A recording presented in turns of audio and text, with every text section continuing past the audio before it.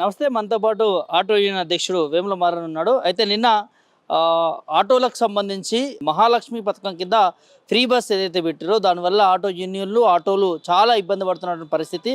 అనేక దాఫలాలుగా మంత్రులకి ముఖ్యమంత్రికి వినతి పత్రాలు ఇచ్చినా కూడా వారికి న్యాయం చేయని పరిస్థితి.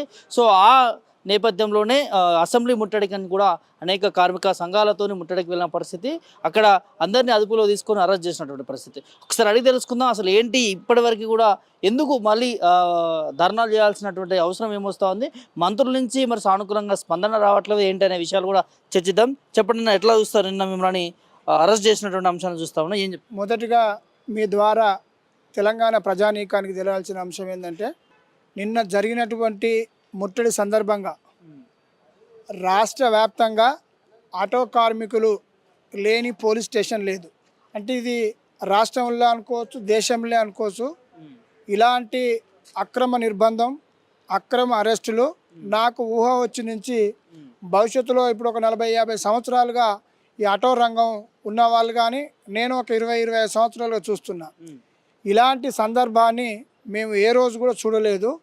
ఇది చాలా దారుణమైనటువంటి పరిస్థితి. ప్రభుత్వం మీరు ఇచ్చిన హామీలు అమలు చేయని అడిగినందుకు, రెండోది బీఆర్ఎస్ పార్టీ వర్కింగ్ ప్రెసిడెంట్ అయిన కేటీఆర్ గారు మా ఆటో కార్మికుల పక్షాన మా కాకి చొక్క వేసుకొని అసెంబ్లీకి వెళ్ళి మా సమస్యలు అడుగుదామంటే అసలు చర్చకే రానియలే. కాబట్టి మా తరపున వచ్చినటువంటి వ్యక్తులను ప్రభుత్వం తక్కువ చేస్తుంది, మేము చేస్తున్నటువంటి కార్యక్రమాలను తక్కువ చేస్తుంది. వాళ్ళు మాటిచ్చి తప్పిర్రు. స్వయాన రవాణా శాఖ మంత్రి గారు ఈ నెల 7వ తారీఖు నాడు మేము రాష్ట్ర వ్యాప్తంగా బంద్కు పిలిపించినాం. ఆ బంధు పిలుపులో భాగంగా మరి సిపిఐ ఎమ్మెల్యే సాంబశివరావు గారు కానీ ఎమ్మెల్సీ కోదండరాము గారిని మధ్యలో పెట్టి మీరు ఈ సమ్మెను విరమించుకోండి, మిమ్మల్ని నేను 11-12వ తేదీన పిలుస్తాను అని చెప్పి హామీ ఇచ్చి సమ్మె విరమించుకోరు. దీనికి మా ఆటో కార్మికులు కానీ కార్మిక వర్గంగా మేమంతా ఆలోచించింది ఏంటంటే, అటు కార్మికులేమో అక్కడ ప్రభుత్వం హామీ ఇచ్చిందంటుంది పిలుస్తలేరు. ఒకటి సమ్మె జరిగింది, ఆ సమ్మె సందర్భంగా ఏం హామీ ఇచ్చారు, మీరు ఏం అడుగుతలేరు అని చెప్పి మాకు ఒత్తిడి.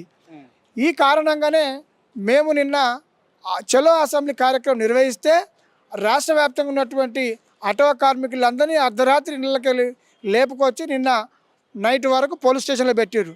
మేము నిర్వహించిన సభ కూడా ముందుకు పోకుండా నిన్న అందరినీ పట్టుకుపోయి నిన్న అనేకమైన పోలీస్ స్టేషన్లు పెట్టడం జరిగింది హైదరాబాద్ నగరంలో. కాబట్టి ప్రభుత్వం అసలు ఈ ఆటో కార్మికులకు ఏం చేద్దాం అనుకుంటుంది?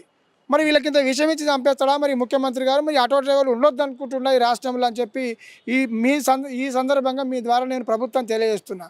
మీరు మాకు మద్దతుకు వచ్చినటువంటి ఎమ్మెల్యేలనేమో రాజకీయం అంటుండు, మరి మేము చేస్తేనేమో మమ్మల్ని అరెస్ట్ చేస్తారు. మరి పోనీ మీరు లెటర్ ఇస్తే చేస్తామని చెప్తారు, మీరు ఏం చేయట్లేదు.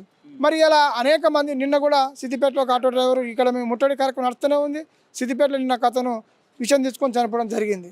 మరి ఇలా ఎక్కడ లేని విధంగా ఇలా రాష్ట్రంలో గతంలో రైతుల ఆత్మహత్యలు, గతంలో చేనేత కార్మికుల ఆత్మహత్యలు ఇలాంటివి చూసినాం. కానీ ఇలా ఆటో కార్మికుల ఆత్మహత్యలు ఈ రాష్ట్రంలో మొదటిసారిగా చూస్తున్నాం.